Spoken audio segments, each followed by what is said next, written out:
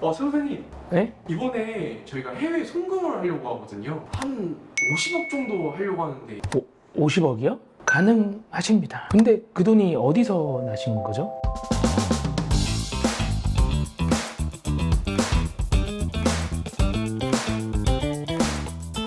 안녕하세요. 여러분의 세금을 이분하게 만들어주는 김현태 세무사입니다. 제 전문 분야 중 하나가 재외국민에 관련된 세금인데요.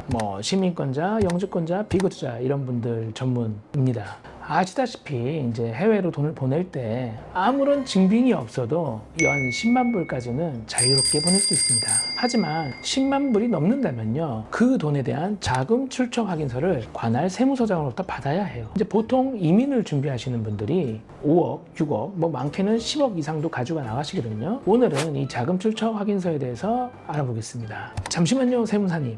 왜 자금 출처 확인서를 떼야 되죠? 우리나라는요, 기본적으로 외국에서 돈이 한국으로 들어오는 것에 대해서는 별다른 제재가 없어요. 오히려 환영하죠. 그런데요, 우리나라 돈을 해외로 반출하는 것, 즉 외국으로 돈을 가지고 나가는 것에 대해서는 여러 가지 제재와 복잡한 절차가 따릅니다. 예전에 우리가 한번 IMF를 겪었잖아요. 그래서 그런 IMF의 트라우마랄까요? 이런 것 때문에 조금 까다로운 절차를 거치셔야 돼요. 그 중에 하나가 바로 이 자금 출처 확인서인데요. 금액이 크면 클수록 국세청에서 보는 강도도 더 세진다고 보시면 됩니다. 잠시만요, 세무사님. 그러면 국세청에서는 뭘 보나요? 그 해당 사람의 나이나 직업, 소득을 고려해서요, 자금을 어떻게 모았으며 그 모으는 과정에서 세금은 정당하게 냈는지 등을 따집니다. 이때 자금의 출처를 입증하지 못하면요, 증여를 받았다고 추정하거나 다른 소득이 있었다고 추징하고 관련된 세금을 다 납부한 것을 확인하고 나서 국외 반출을 승인하는 겁니다. 요새는 조사의 강도도 점점 세지고 있고요, 국외로 달러를 갖고 나가는 게 더 어려워지고 있는 추세입니다. 잠시만요, 세무사님. 제가 네이버 이민 카페 같은 데서 보니까 적당히 소명하면 된다는데요. 그것은요, 전문적으로 세금 일을 하지 않는 사람들의 이야기고요. 혹시라도 까다로운 조사관을 만나거나 만약 일이 꼬이게 되면 예상했던 이민 시점이라든지 부동산 계약, 자동차 렌트 등 랜딩에 관련된 모든 일이 어그러지니까요, 저 같으면 신중하게 움직일 것 같습니다. 왜냐하면 자금 출처 확인서를 받는다는 게 어떤 중간 정산의 의미를 지니기 때문이에요. 세무사님, 중간 정산이라뇨? 네, 제가 설명드리겠습니다. 우리가 보통 어떤 경제활동을 하고 있는 도중에는 정산이 없어요. 옆에서 누가 뭐라 하지 않는다는 거죠. 그런데 해외로 나가기 위해서 자금 출처 확인서를 받는 그 시점이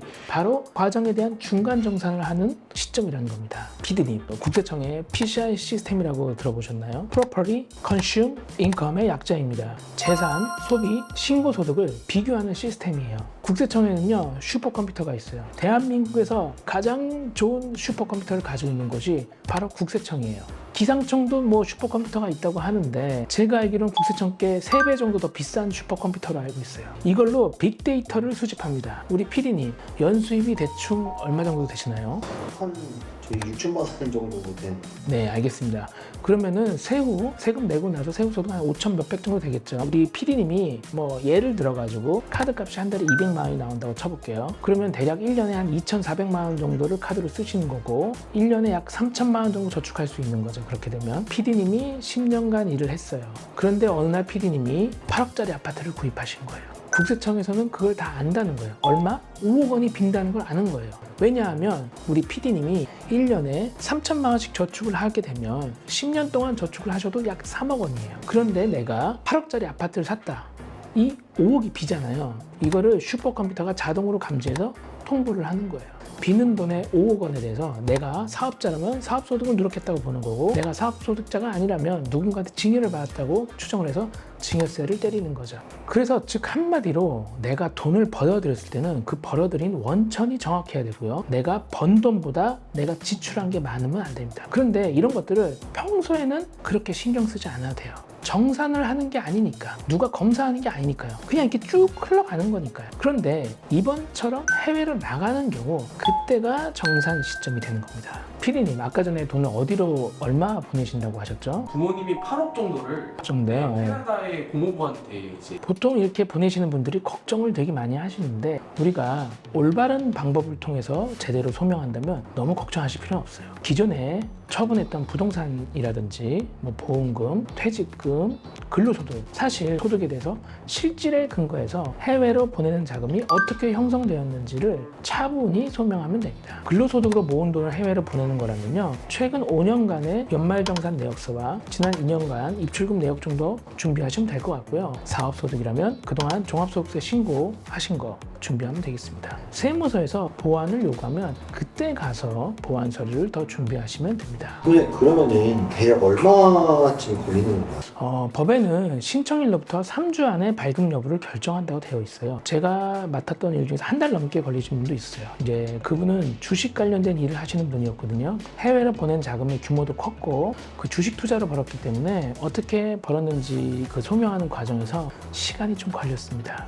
까다로운 조사관을 만나게 되시면요, 일일이 자금 원천을 다 소명해야 되고요. 그 기간도 길어질 수 있습니다. 또 본인은 아무 문제 없다고 자신하시던 분들도 실제로 진행을 해보면요, 생각보다 복잡한 경우도 많이 있었어요. 당사자 본인은 전부 사실관계를 얘기했고 소명이 가능할 거라고 자신하셨지만 막상 그렇지 못한 경우가 은근히 있고요. 세무사랑 꾸준히 피드백을 주고받으면서 국세청이 보는 중요 포인트들을 차분히 짚어가면서 하나씩 준비하는 게 확실하게 자금 출처 확인서를 발급받는 길입니다. 그렇다고 너무 불안해하시지 말고요. 언제나 가장 힘이 있는 건 진실된 사실관계이기 때문에 실질에 근거해서 준비하시면 크게 걱정하지 않으셔도 됩니다.